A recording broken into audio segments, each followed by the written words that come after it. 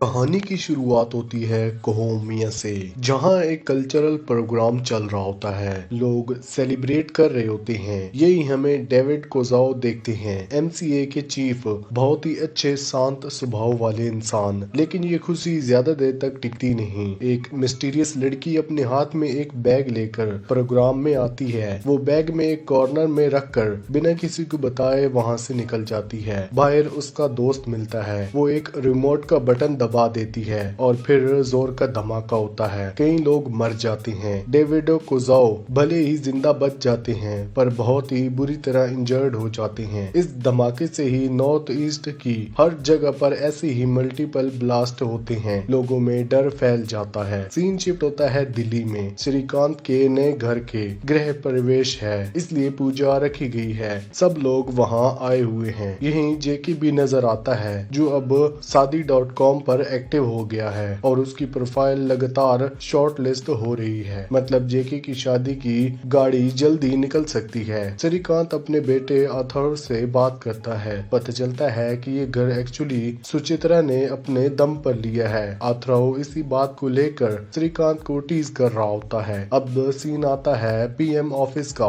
PM Basu एक meeting लेती है, जहां एडवाइजर और एनआईए चीफ कुलकर्णी मौजूद होती हैं। पीएम पूछती है, नॉर्थ ईस्ट में हुए ब्लास्ट के पीछे कौन है? कुछ लोग कहते हैं कि चाइना, जो प्रोजेक्ट शुरू हुआ था। कुछ का मानना है कि ये लोकल ग्रुप्स का काम है। यही हमें प्रोजेक्ट शेखर का जिक्र मिलता है, जिसका एम है नॉर्थ ईस्ट में शांति लाना। चाइना को जवाब देना जरूरी है, पर फिलहाल सबसे इम्पोर्टेंट है रिवाइवल ग्रुप को एक टेबल पर लाना। पीएम बासु कुलकर्णी की बात मानती है और मीटिंग के लिए ग्रीन सिग्नल दे देती है। अब सीन शिफ्ट होता है लंदन में। यहाँ ढारखाना में एक आदमी कुछ लोगों से मिल रहा होता है, जिनका एक ही एजेंडा है, इंडिया को नुकसान पहुँचाना। यही हमें मीरा दिखाई देती है, एक स्मार्ट, तेज और डेंजरस लड़की। वो दरखारा के साथ मिलकर इंटरनेशनल लेवल पर मिशन हैंडल करती है। इस वक्त इनका टारगेट है पीएम बासु की इमेज को बिगाड़ना। मीरा के पास एक सीक्रेट ऑफिस है, जहाँ मिलिट्रीज, स्नाइपर और इंटेलिजेंस एक्सपर्ट के पूरी टीम बैठी हुई है। यहीं मीरा एक मिशन एग्जीक्यूट करती है। एक औरत नसरीन बैग को शूट करके मार दिया जाता है। वो नसरीन ही इकलौती गवाह थी जो मेजर समीर को फंसवा सकती थी। श्रीकांत एनआईए चीफ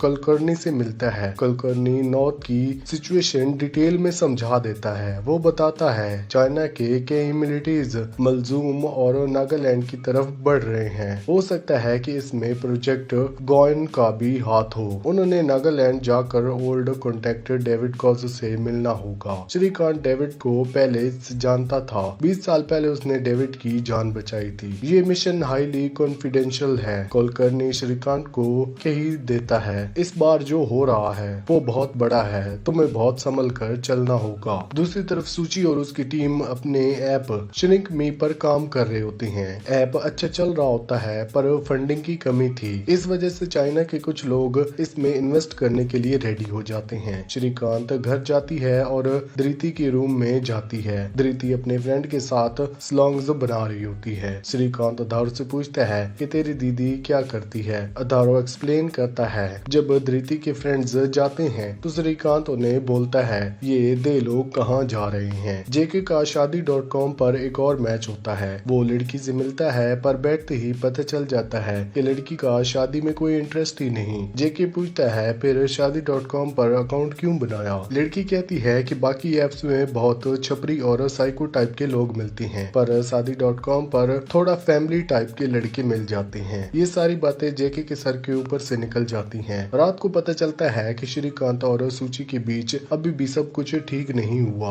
वो एक ही रूम में सोते हैं, पर सूची बेड पर सोती है, श्रीकांत सोफे पर। सोते सोते श्रीकांत बताता है कि उसने काम से बाहर जाना है। वो सूची से बोलता है कि वो दुर्योधन जा रहा है। अगली सुबह एनआईए ऑफिस में जोया का पॉलीग्राफ टेस्ट हो रहा होता है। पिछली बार का इंसिडेंट ने जोया अभी तक मेंटली पूरी रिकवर नहीं हुई। टेस्ट में पता चलता है कि जोया के अंदर अभी भी ट्रॉमा है, लेकिन शुरू के टेस्ट और परफॉर्मेंस इतने स्ट्रॉन्ग थे कि श्रीकांत कहता है जोया डिजर्व एनआईए, और वो उसके पेपर पर साइन कर देता है। लंदन में मीरा मेजर समीर से मिलती है, वही आदमी जो इंडिया को बर्बाद करना चाहता है। पता चलता है कि नसरीन बैग को हटाने का काम समीर ने ही किया था। अब जब अब नसरीन मर चुकी है तो मेजर समीर पर कोई केस नहीं बन सकता। मीरा ने उसे एक बड़ी प्रॉब्लम से निकाल दिया था। इसके बदले मीरा ने अब समीर को एक बहुत बड़ा टास्क देती है। सीन शिफ्ट होता है अरुणाचल प्रदेश में। यहाँ रुकमा एक डेंजरस आदमी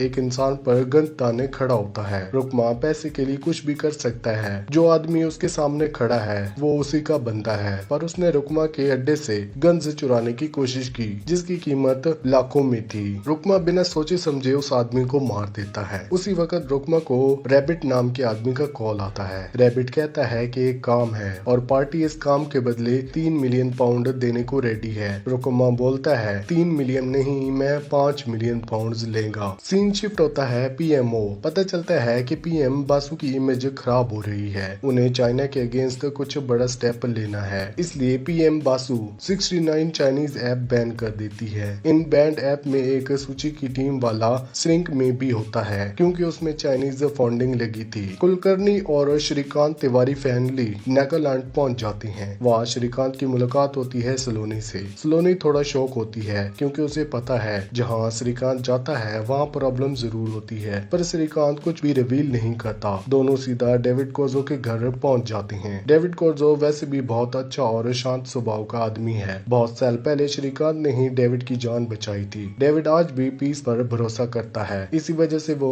प्रोजेक्ट शेकार में मदद करता है और अगले दिन उसकी कई रिबल्स के साथ मीटिंग होने वाली थी। थोड़ी देर बाद डेविड का पोता स्टीफन वहाँ आता है। पता चलता है कि अब एमसीए को स्टीफन ही चलाता है, पर स्टीफन गवर्नमेंट से काफी ज्यादा नाराज रहता है। उसका मानना है कि सरकारी लोग सिर्फ हमें लड़वाते हैं, उन पर भरोसा करना सही नहीं। डेविड उसे समझाता है एमसीए शांति के लिए बनाया गया है, पर तुमने उससे क्या बनाया। पर स्टीफन दादू की बात नहीं मानता। गुस्सा होकर कहता है कि वो उन लोगों पर कभी ट्रस्ट नहीं करेगा। बात बढ़ जाती है और डेविड स्टीफन को थप्पड़ मार देता है। माहौल गर्म हो जाता है और स्टीफन गुस्से में वहाँ से चला जाता है। उधर रुकमा रैबिट से मिलती है। रैबिट बताता है कि जिस पार्टी के ने काम दिया है वो चाहते हैं कि रुकमा उन लोगों के साथ मिलकर काम करे। रुकमा मना करता है, मैं अपनी टीम के साथ काम करता हूँ, पर पार्टी नहीं मानती क्योंकि वो 5 मिलियन पाउंड दे रहे थे, इसलिए रुकमा को उनकी कंडीशन माननी पड़ती है। अगले दिन प्रोजेक्ट शाकार के अंदर सभी रिबेल्स ग्रुप की एक मीटिंग होने वाली थी। सारे लोग आ रहे थे, सिर्फ एमसीए उसके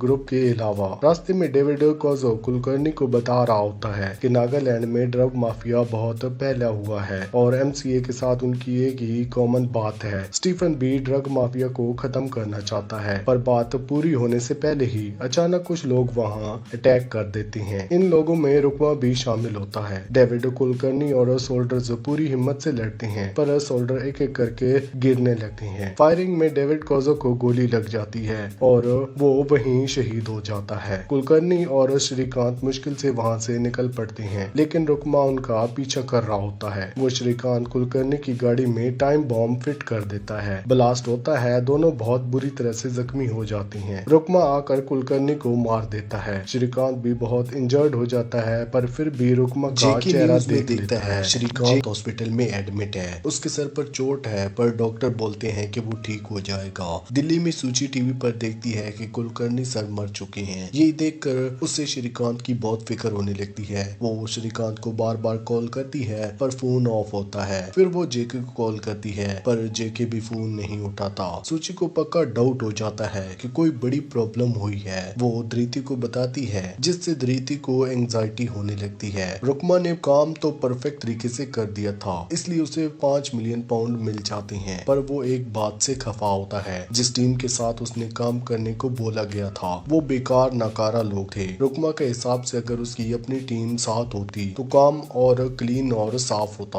हॉस्पिटल में श्रीकृति होश में आता है। सबसे पहले वो जेके को देखता है। जेके पूछता है, यार हुआ क्या था वहाँ। श्रीकांत डिटेल में बताने लगता है कैसे वो कुलकर्णी के साथ नागालैंड गया, कैसे डेविड कोजो से मिला, कैसे उन्हें लगा कि वो और सलोनी शादीशुदा हैं, और कैसे मीटिंग के रास्ते में उनके ऊपर अटैक हुआ। जेके इरिटेट हो जाता है क्योंकि श्रीकांत बार बार मोमोज के बारे में बात कर रहा होता है। वो कहता है, मोमोज और नकली शादी छोड़ो, मैं जो पूछ रहा हूँ वो बताओ, अटैक कैसे हुआ। श्रीकांत कहता है, कोई न कोई हमारे इंटेल शेयर कर रहा है, अटैक रैंडम नहीं था, वो लोग पहले से रेडी थे। फिर सीन शिफ्ट होता है अरुणाचल हिमाचल प्रदेश में। यहाँ एक लड़की नीमा दिखाई देती है जिसका एक छोटा सा बच्चा है बॉबी। थोड़ी देर बाद रुकमा भी वहाँ आ जाता है। पता चलता है कि नीमा और रुकमा एक दूसरे से प्यार करते थे। दोनों की शादी नहीं हुई पर दोनों एक रिलेशनशिप में हैं। मीरा बोलती है कि अभी फिलहाल मुझे तुम्हारी जरूरत नहीं, पर जब होगी मैं खुद बताऊंगी। उधर सलोनी श्रीकांत को कॉल करके बताती है कि रुकमा की एक गर्लफ्रेंड है, उसका नाम नीमा है और वो अभी भी वहीं पर रहती है। सलोनी कहती है कि हम एक टीम भेजकर उसे अरेस्ट कर सकते हैं। श्रीकांत तुरंत बोलता है अगर तुम ये काम कर दोगी तो बहुत अच्छा होगा। फिर सीन शिफ्ट होता है कुलकर्णी सर के घर पर, जहाँ सब लोग उनकी श्रद्धांजलि देने आए होते हैं। NIA डिफेंस टास्क के ऑफिसर्स सब यहीं पर जोया भी दिखाई देती है जो नेक्स्ट वीक से टास्क ज्वाइन करने वाली है। और कुछ देर बाद PM बासु भी आ जाता है और कुलकर्णी सर को रिस्पेक्ट देने। जब PM बासु जाने लगती है तो श्रीकांत उनसे मिलने की कोशिश करता है कि मुझे आपसे जरूरी बात करनी है, पर ये बात यहाँ ओपन एरिया में नहीं हो सकती। PM बासु बोलती है कि तुम ऑफिस आ जाओ। PM बासु का सेक्रेटरी श्रीकांत से बात करता है। श्रीकांत उसे बताता है जिस आदमी ने कुलकर्णी सर को मारा, मीना उसका चेहरा क्लियरली देखा है, पर सेक्रेटरी कहता है कि तुम गलत सोच रहे हो। ये काम MCA के लोगों ने किया होगा क्योंकि वो लोग गवर्नमेंट को सपोर्ट ही नहीं कर रहे थे और जहाँ अटैक हुआ वो एरिया ड्रग माफिया का पॉइंट है। स्टीफन को भी गवर्नमेंट से नफरत है तो सिक्योरिटी के हिसाब से स्टीफन ये काम नहीं कर सकता। फिर सीन शिफ्ट होता है लंदन में। मीरा से मिलते हैं। मीरा बोलती है कि सब ठीक चल रहा है, पर डवरकना बोलता है बिल्कुल ठीक नहीं चल रहा। एक इंडियन ऑफिसर जो सबकी पोल खोल रहा है, अगर ये ऐसे ही चलता रहा तो हम पकड़े जाएंगे। उसका नाम है श्रीकांत तिवारी। इसके बारे में डिटेल निकालो और मुझे जल्दी बताओ। इंडिया में एक सोल्डर की टीम नीमा और रुकमा पर नजर रखे हुए है। रात को जब रुकमा और नीमा सो रहे होते हैं, रुकमा बोलता है मैं डिसाइड किया है कि मैं जल्दी तुमसे शादी करूंगा। नीमा खुश हो जाती है, लेकिन तभी सोल्डर घर में घुसकर अटैक कर देते हैं। रुकमा तुरंत नीमा और बॉबी को उठाकर सीक्रेट पैसेज के नीचे भेज दिया जाता है ताकि वो कार से निकल जाएं। रुकमा खुद वहां रहकर सोल्डर का सामना करता है। सोल्डर बहुत सारे होते हैं पर रुकमा अकेले ही उनको टक्कर दे देता है और काफी सोल्डर को मार देता है। नीचे नीमा और बॉबी भाग रहे होते हैं, तब एक सोल्डर नीचे आ जाता है, पर ऊपर से गोली चलने की वजह से वो सोल्डर मर जाता है। पर एक गोली नीमा को भी लग जाती है जिसकी वजह से वो भी मर जाती है। रुकमा